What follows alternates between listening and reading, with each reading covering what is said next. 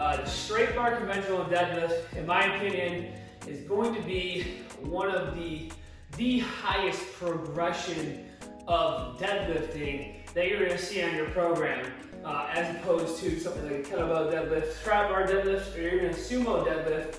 Those are actually tend to be a little bit easier to perform as far as technique goes, okay? So I would say that this variation is one of the most technique intensives and hardest to get down, and your biomechanics is going to play a pretty big role in essentially how you're going to set up and whether or not the conventional deadlift is for you, okay? So first off, to start out, I like to line up at the bar. I like to have my feet about hip width, okay? So we're not trying to go too much wider than hip width. Depending on you and what you feel most comfortable with, you might go slightly closer in and you might be slightly out, but your home base is really going to be hip width. That's where you're really going to draw your conclusion of whether or not you should go in or you should go out. So I generally like to do hip width, and a big mistake that I see a lot of people make is that they line up right up against the bar.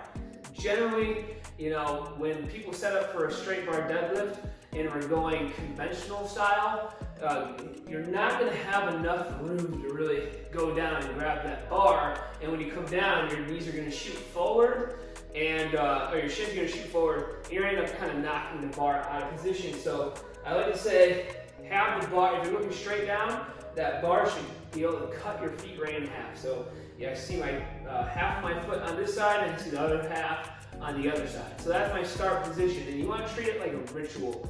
You know, when I go up to the bar, I'm doing the same exact thing every time to make sure that your form is on point, because if your form's off for even a second while you're performing a conventional deadlift, especially one that's relatively heavy, it can result into an injury or just excess soreness that you didn't need in the lower back, okay? So I like to set up like that. Again, don't go up against the bar. You may see some people in the gym who kind of pull the bar into them, like they let the bar roll out and they pull it in. I generally don't really like that either. There's just too much room for mistakes. So you want to set yourself up where you go down to the bottom and you get right into that good position. Okay, so we're going to set up, feet being cut into the bar. As I come down, I'm going to hip hinge back. So I'm bringing my butt back as far as I can, and I'm going to start to bend my knees, and I'm going to bring my shin to the bar here, okay? So I'm actually bringing my shins to the bar, and that's how I know, you know, I've been set up into a good position. So I'm able to kind of bend my knees a little bit and bring the shins to the bar, okay? So arms are down. I'm going to go hips back, bend the knees, shins touch the bar. I'm going to grab the bar with a nice neutral spine. The bar is right up against my shins here. My forearms are actually right up against my knees, and I'm pushing out to activate my glutes a little bit more. And then from here, I'm just going to leg press the weight up and stand up with the bar. Okay, so once I'm in this position, my abs are tight, my butt's tight, and on the way down, I'm just going to perform that same rep with the hips back.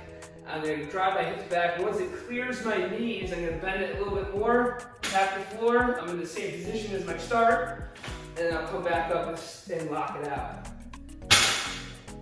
Another note to make with the conventional deadlift here, when you're done with your reps, don't just kind of drop the bar like that.